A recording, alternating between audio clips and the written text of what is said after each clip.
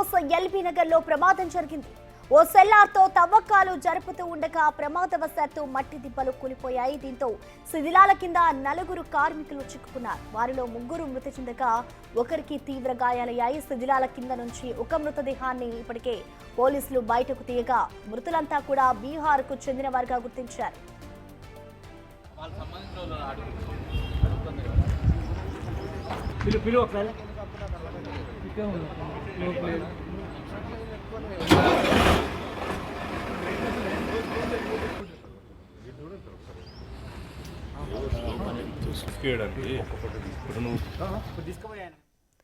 LB Nagar లో ప్రమాదం చోటు చేసుకుంది. ఓ సెల్లార్లో తవ్వకాలు జరుపుతూ ఉండగా ప్రమాదవశాత్తు మట్టి దిబ్బలు మీద పడి కార్మికులు మృతి చెందినట్లు తెలుస్తోంది. కార్మికుల్లో 3 మృతి చెందగా మరొకరికి తీవ్ర గాయాలు అయినట్లుగా తెలుస్తోంది. ప్రస్తుతం అక్కడ సహాయక చర్యలు కొనసాగుతూ ఉన్నాయి.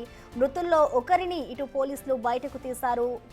కార్మికులంతా కూడా బీహార్కు చెందిన వారుగా ఇటు పోలీసులు అయితే గుర్తించారు. ప్రస్తుతం మనం ఆ విజువల్స్ చూడొచ్చు. ఎల్బీ నగర్ లో దారుణ ఘటన చోటు చేసుకుంది. సెల్లార్లో తవ్వకాలు జరుపుతూ ఉండగా ప్రమాదవశాత్తు మట్టి దిబ్బలు కార్మికులు పనిచేస్తున్న కార్మికుల మీద పడింది.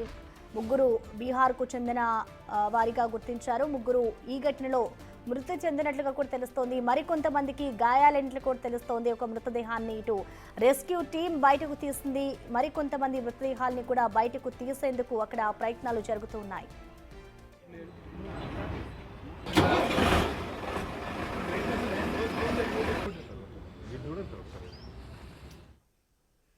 ఈ ఘటనకు సంబంధించిన కంప్లీట్ డీటెయిల్స్ ని మా ప్రతినిధి సుజాత అందిస్తారు. సుజాత, ఈ ప్రమాదానికి సంబంధించి కంప్లీట్ అప్డేట్స్ ఏంటి? అలాగే ప్రస్తుతం ఎంతమంది గాయపడ్డారు? గాయపడ్డ వారి పరిస్థితి ఎలా ఉంది సుజాత?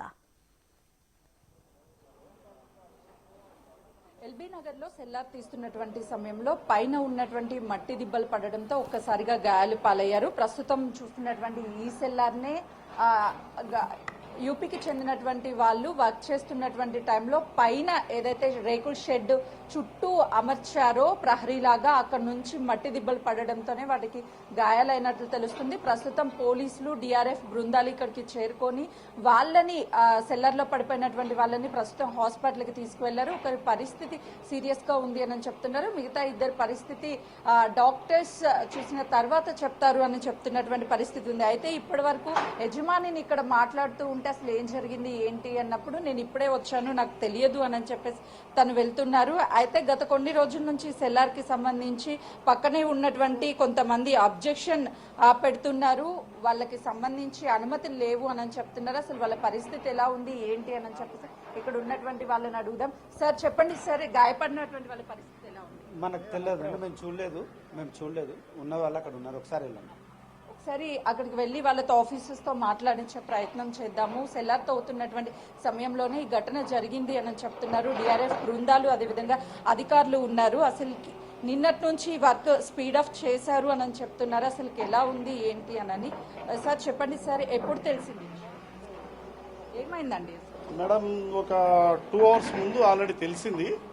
ఇలా కొలాప్స్ అయింది, నేను డిస్ట్రిక్ట్ ఫైర్ కొలాప్స్ అయిందని తెలిసింది. ఆటోమేటిక్గా మా సిబ్బంది వాహనాలు వచ్చేసి ఇంజూరీ అయిన పర్సన్ని ఫస్ట్ తీసి పంపించారు. తర్వాత మొత్తం టోటల్ 4 ఉన్నారని చెప్పడం వల్ల మిగతా 3 కూడా తీయడానికి ప్రయత్నం చేస్తుంటే ఒకతను పైనే ఉన్నాడు. ఫస్ట్ ఆ డెడ్ బాడీని తీయడం జరిగింది. తర్వాత ఇంకొక డెడ్ బాడీని సైడ్ మొత్తం వాటర్తోని ఉండటం వల్ల ఆ వాల్ అనేది మొత్తం కంప్లీట్గా కుంగిపోయింది. సైడ్లలో ఏమాత్రం కూడా బేస్ వదిలిపెట్టకపోవడం వల్ల అది కొలాప్స్ అయిపోయి వాళ్ళు కింద వర్క్ చేస్తున్నారు. అక్కడ 4 వాళ్ళ మీద పడటం వల్ల ఒకతను సైడ్ ఉన్నాడు, ఒకతనేమో సైడ్ ఉన్న కొంచెం ఇంజూరీ అయినా బయటకు వెళ్ళిపోయాడు. మిగతా 3 దాంట్లో చనిపోయారు. 2 కొంచెం లోతుగా లోన డెడ్ బాడీలు వెళ్ళినాయి. ఒకతనేమో కొంచెం పైన ఉండటం వల్ల ముందు వెళ్ళిపోయింది. ఈ 4 అని చెప్తున్నారు. ఎందుకైనా మంచిదని చెప్పేసి కంప్లీట్ చేయిస్తున్నాము. దాదాపు ఏమి ఉండకపోవచ్చు మేడం. ఇప్పుడు 3 బయటకు తీసారా సార్ మృతి చెందిన వాళ్ళని? 3 డెడ్ బాడీని తీసాము. ఫస్ట్ ఏమో ఒక ఇంజూరీ పర్సన్ ఫస్ట్ పంపించేసాము హాస్పిటల్కు అంబులెన్స్లో. 3 డెడ్ బాడీని తీసేసాము.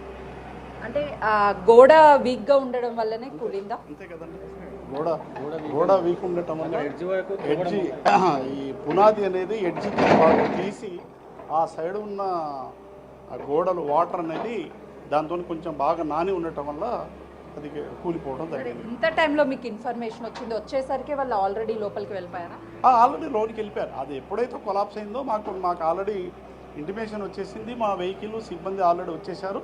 అప్పటికి ఇంజూర్ పర్సన్ బయటకు వెళ్తున్నట్టు తీసుకొచ్చేసారు. మిగతా 3 డెడ్ బాడీని క్లియర్. ఎలా ఉంది సార్ ప్రస్తుతం? అంటే ఈ సెల్లార్ ఒకవైపు గోడ కూడా కూలే అవకాశం ఉంటుంది, ఇంకా లోపల ఎవరైనా ఉన్నారనిపిస్తుంది? ప్రస్తుతానికి అయితే లోన్ ఎవరు ఉండే అవకాశం అయితే లేదు. నేను ఎస్ఏ వెళ్ళినారండి. ప్రస్తుతానికి అయితే డెడ్ బాడీలు ఉండే అవకాశం లేదు. ఇక్కడ ఉన్న వేరే అతను కూడా అడిగాము, 4 మెంబర్స్ అని చెప్పారు. అందులో ఫస్ట్ పర్సన్ని, ఇంజూరీ అయిన పర్సన్ని సేవ్ చేయాలి కాబట్టి హాస్పిటల్కి తరలించినాం. ఫస్ట్ ముందుగా అతన్ని సేవ్ చేయడం ప్రియారిటీ కాబట్టి. తర్వాత డెడ్ బాడీస్ని రిట్రీవల్లో ఫస్ట్ ఒక పర్సన్ని పంపించాము, పైన ఉన్న బాడీ. మిగతా 2 బాడీలు లోపల ఉండడం వల్ల కొంచెం టైం పట్టింది వెతకడానికి. ఇక్కడ ఏం జరిగిందంటే అక్కడ ఉన్న ప్లేస్ని ఎక్కడైనా సరే సర్జీలు కొంచెం వరకు వదలాలి కాబట్టి వీళ్ళు వదలలేదు. ఎడ్జ్ వరకు తవ్వడం వల్ల, ఆ ఎడ్జ్ వల్ల అక్కడ ఉన్న తడిగా ఉండడం వల్ల ఎడ్జ్ కూలి వీళ్ళ పైన పడింది. ఇప్పుడు అక్కడ మీరు చూసుకున్నట్లయితే అటైనా కానీ ఎడ్జ్ పక్కన ఉన్న వాళ్ళకి 1 ఫీట్ వరకు తవ్వారు. ఎక్కడైనా కన్స్ట్రక్షన్లో ఇలా తవ్వడం వల్ల ఇది బాగా ఇంజురీ జరుగుతుంది. ఇది మీకు రిస్క్ కాబట్టి ఎక్కడైనా కన్స్ట్రక్షన్ జరిగేటప్పుడు కొంచెం వదిలి చేసుకోవడం చాలా మంచిది. అంటే ఇప్పటికీ ఈ ప్లేస్కి సంబంధించినటువంటి వ్యక్తి వచ్చాడా, ఏం చెప్తున్నాడు? ప్రస్తుతానికి ఏ పర్సన్ లేడు. కాంట్రాక్టర్ కూడా ఇటు పడ్డప్పుడే తను భయపడి వెళ్ళిపోయాడు అని చెప్పేసి అన్నారు. దీనికి సంబంధించిన కాంట్రాక్టర్ కానీ, సూపర్వైజర్ కానీ, ఓనర్ కానీ ప్రస్తుతానికి ఎవరు లేరు. పిఎస్ వాళ్ళు వెళ్ళారు, మన వాళ్ళు అదే చూస్తున్నారు. వాళ్ళని కాంటాక్ట్ చేసే ప్రయత్నం చేశారా? కాంటాక్ట్ నెంబర్స్ వాళ్ళ కాంటాక్ట్ ఇప్పుడు పర్సన్ ఎవరు లేరు. మనకి ఎవరైనా కన్సర్న్ పర్సన్ ఉంటే కదా మనం కాంటాక్ట్ తీసుకోవడానికి. ఎవరు ఇక్కడ సూపర్వైజర్, ఎవరు ఓనర్ అని తెలియట్లేదు. అదే మన వాళ్ళు సీసీ కెమెరాలో చెక్ చేసి వాళ్ళని కాంటాక్ట్ చేయడానికి వెళ్ళారు. ఇప్పుడు చూస్తున్నారు. అవుతుంది. జరిగినప్పుడు మీరు ఇక్కడ ఉన్నారండి? మేము ఇక్కడ స్విగ్గీ డిపార్ట్మెంట్లో డెలివరీ బాయ్గా వర్క్ చేస్తానండి. అయితే ఇక్కడ ఇష్యూ ఎట్లా జరిగిందంటే, అక్కడ పుట్టింగ్ పోయడానికి మార్కింగ్ చేయడానికి ఇంజనీర్ వచ్చారు, బెడ్ పోస్తారు అంతా. ఆ సొమ్ము ఉండడం వల్ల జారి పడిందనే సంగతి మాకు ఇంటిమేషన్ తెలిసింది. వెంబట మేము ఆఫ్లైన్ చేసుకొని పోలీసు వారి సమక్షంలో వారిని తీయటం జరిగింది. ఒక అతను మాత్రం ప్రాణాలతో ఉన్నాడు, 3 స్పాట్లో చనిపోయారు. చాలా ఇది మాత్రం చెప్పుకోలేని విషయం. వాళ్ళకి తెలియాలంటే, వాళ్ళు చనిపోయారు, ఎవరెవరు చనిపోయారు తెలియాలంటే బతికున్న అతన్ని హాస్పిటల్లో పోయి వాళ్ళ నెంబర్ తీసుకుంటే మనకు తెలుస్తుంటుంది. అంటే వాళ్ళు లోపలికి వెళ్ళిపోయినటువంటి టైంలో వాళ్ళ ఫేస్ని ఐడెంటిఫై చేసే అవకాశం ఉందా, లేకపోతే నుజ్జు అయిపోయారు? నుజ్జు అయిపోయారు మేడం. నుజ్జు అయిపోయి మనం ఐడెంటిఫై చేయలేము వాళ్ళ ఫేస్ని. వాళ్ళ ఫేస్ని ఐడెంటిఫై చేయాలంటే వాళ్ళ ఫోటోలు తప్ప మనం వాళ్ళని గుర్తుపట్టలేము. మొత్తం ఫేస్ మొత్తం రాళ్ళు పడి పగిలిపోయింది అంతా. మీకు ఎవరు ఇన్ఫర్మేషన్ ఇచ్చారు? మేము ఇక్కడే కదండి ఇక్కడ స్విగ్గీ, ఇది ఇన్స్టామార్ట్ పక్కన అయ్యేసరికి మాకు ఎమ్మటే తెలిసిపోయింది. మేము వెళ్ళి సహాయం చేయాలని మాకు వెళ్ళిపోయామండి. అయితే ప్రస్తుతం చూస్తున్నాం కదా, 3 అయితే స్పాట్ డెత్ అయిపోయారు, మరొకరి పరిస్థితి విషమంగా ఉందని చెప్తున్నారు. పక్కనే ఉన్నటువంటి పాత గోడ ఏదైతే కనిపిస్తుందో ఆ గోడకి దగ్గరగా సెల్లార్ తీయడం వల్ల ఆ గోడ వెంటనే కూడా కూలిపోయి అదంతా వాటర్ స్ప్రెడ్ అవ్వడం, నానిపోయిన వెంటనే కూడా ఆ సెల్లార్ చూస్తే చాలా లోతుగా తీయడము, దాంతో పాటు చుట్టుపక్కల ఉన్నటువంటి ఆ గోడ అంతా కూలిపోయే అవకాశం ఉంటుంది. కాబట్టి ఇంకా వర్కర్స్ ఎవరైనా ఇందులో పడిపోయి ఉంటారా అని చెప్పేసి ఇప్పటికే జేసీబీ సహాయంతో గుంతలు తీస్తున్నటువంటి పరిస్థితి కనిపిస్తుంది. ఎవరెవరు ఉన్నారు అనే వివరాలైతే ఇంకా ఎవరికి తెలియదు. ఎందుకంటే ఇక్కడ ఈ సైట్ మేనేజర్ కానీ లేకపోతే ఫ్లాట్ అతను ఎవరు ఇక్కడ అందుబాటులో లేరు కాబట్టి అందరూ ఇక్కడ నుంచి వెళ్ళిపోయారు. పోలీసులకి స్థానికులు ఇన్ఫర్మేషన్ ఇవ్వడంతో డిఆర్ఎఫ్ బృందాలతో పాటు పోలీసులు ఇక్కడికి చేరుకున్నారు. మరోవైపు ఎస్డిఆర్ఎఫ్ బృందాలు కూడా ఇక్కడ ఉదయం నుంచి ఘటన జరిగినప్పటి నుంచి ఇక్కడే ఉండి లోపల ఎవరైనా సరే ఇంకా ఉన్నారా అని చెప్పేసి చూస్తున్నటువంటి పరిస్థితి ఉంది. విజువల్స్లో చాలా క్లియర్గా చూడొచ్చు. దాదాపు కొన్ని మీటర్ల వరకు లోతులో తీసినటువంటి ఈ సెల్లారు చుట్టుపక్కల ఎలాంటి 40 ఫీట్ లోపలికి తీశారు సెల్లారు. చుట్టుపక్కల ఎలాంటి ప్రికాషన్స్ తీసుకోలేదు, అందువల్లనే ఈ కారణం జరిగింది. అయితే ఒక్కసారి చుట్టూ చూస్తే గోడ చుట్టూరు మొత్తము పక్కనున్నటువంటి వాల్కి కావచ్చు, అదేవిధంగా మట్టి దిబ్బలు ఏవైతే ఉన్నాయో అవి పడే అవకాశం చాలా క్లియర్గా కల్పిస్తుంది. కనీసం వాళ్ళు డిస్టెన్స్ లేకుండా గోడలు ఎక్కడైతే ఉన్నాయో గోడలకి దగ్గరగా సెల్లార్ తీయడం వల్లే ఒక్కసారిగా కూలిపోయింది. కూలిపోయిన తర్వాత అప్పుడు వర్క్ చేస్తున్నటువంటి వాళ్ళ మీద ఆ మట్టి దిబ్బలు రాళ్ళు పడడం వల్ల స్పాట్లోనే డెత్ అయ్యారని చెప్పేసి వాళ్ళు చెప్తున్నారు. రీసెంట్గానే ఎక్కడికక్కడ సెల్లార్స్ తీసేటప్పుడు చాలా ప్రికాషన్స్ తీసుకోవాలి. అనుమతులు లేని సెల్లార్ తీస్తుంటే ఎక్కడికక్కడ అధికారులు వచ్చి ఆపేసే ప్రయత్నం చేశారు. అయినా కూడా వీళ్ళు ఎవరు ఇప్పుడు అవైలబిలిటీ లేకుండా ఈ సెల్లార్కి అనుమతులు లేవు అని ఒకవైపు చెప్తున్నారు. ఒకవేళ అనుమతులు ఉన్నా సరే వాళ్ళు ప్రికాషన్స్ తీసుకోవాలి. పక్కనే పాత గోడలు ఉన్నాయి, ఈ మట్టి కూడా నానిపోయి ఉంటుంది కాబట్టి నీటికి.